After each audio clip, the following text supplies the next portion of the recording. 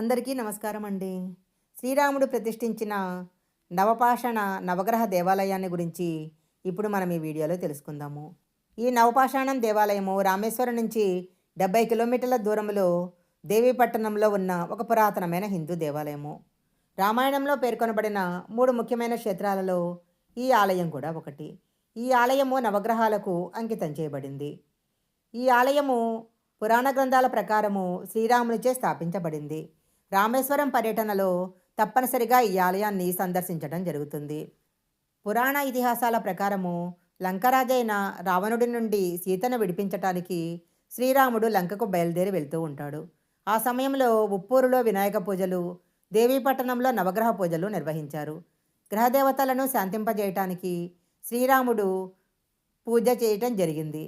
సముద్రంలో కొన్ని మీటర్ల దూరంలో రాళ్లను అమర్చాడు. దేవీపట్టణంలో శ్రీరాముడు నవగ్రహాలు అనే పేరుతో ప్రతిష్ఠించాడు. ఈ 9 రాళ్లు 9 గ్రహాలను సూచిస్తాయి. ఆలయ పురాణాల ప్రకారము శ్రీరాముడు తన భార్య సీతను అపహరించిన రావణుడితో యుద్ధం చేసే ముందు శివుడు, పార్వతి, వినాయకుడిని పూజించాలి అనుకుంటాడు.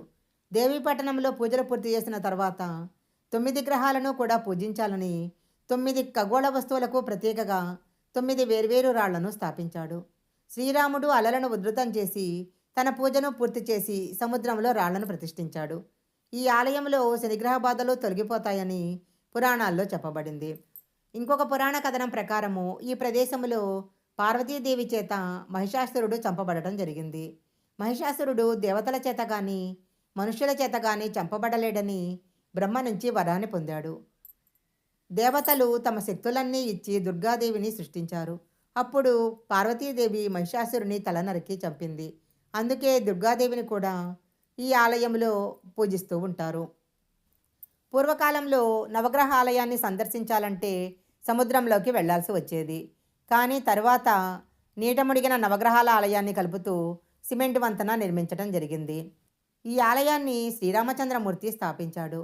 శ్రీరాముడు ఈ దేవతలను నవపాషాణం అనే మిశ్రమంతో రాళ్ల రూపంలో ప్రతిష్ఠించాడని పురాణాల్లో చెప్పబడింది. అందుకే ఈ నవగ్రహాలకు వ్యాధులను నయం చేసే శక్తి ఉందని చెప్తారు. శ్రీరాముడు శనిదేవత ప్రభావం నుంచి ఈ నవగ్రహాలను పూజించడం ద్వారానే విముక్తి పొందాడని నమ్ముతుంటారు. ఇక్కడ శివుడు మరియు పార్వతీదేవి కూడా అనుగ్రహించాడు. ఈ ఆలయ మందిరంలో 8 చేతులతో ఆయుధాలతో కూడిన అందమైన దుర్గాదేవత కూడా ఉంది. భక్తులు నవగ్రహ దేవతలకు గోధుమలు, వరి, పప్పులు మొదలైన 9 రకాల ధాన్యాలను సమర్పిస్తారు.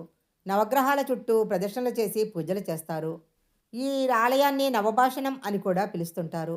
నవగ్రహాల ఆలయంలో ప్రార్థన చేయటం వల్ల గ్రహాల యొక్క ప్రతికూల ప్రభావాలు తొలగిపోతాయని, దాంతో గ్రహాల దోషాల వలన కలిగే బాధలు తొలగిపోతాయని కూడా భక్తులు నమ్ముతుంటారు.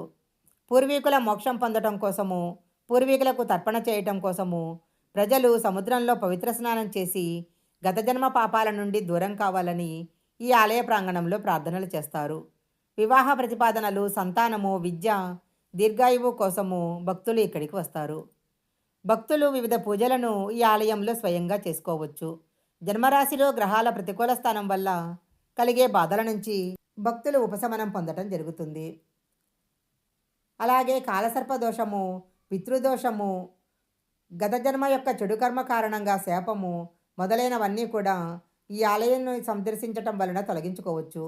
ఇక్కడ జరుపుకునే ముఖ్యమైన పండుగలు తాయ్ అమావాస్య సందర్భంగా 1,00,000 మందికి పైగా భక్తులు ఆలయానికి వస్తారు. ఈ నవపాషాణం నవగ్రహాల ఆలయ సమయాలు ఉదయం 4 గంటల నుంచి మధ్యాహ్నం 1 గంట వరకు, అలాగే సాయంత్రం 4 గంటల నుంచి 8:30 గంటల వరకు. ఆలయానికి 115 కిలోమీటర్ల దూరంలో మదురై సమీప విమానాశ్రయం ఉంది.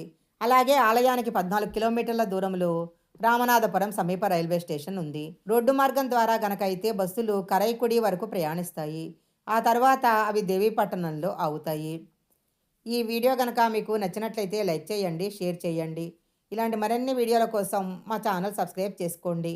పక్కనే ఉన్న బెల్ ఐకాన్ని యాక్టివేషన్ చేసుకుంటే మేము పెట్టే వీడియోలన్నీ కూడా మీకు ముందుగానే నోటిఫికేషన్గా వస్తాయి. మరొక మంచి వీడియోతో మళ్ళీ కలుసుకుందాం.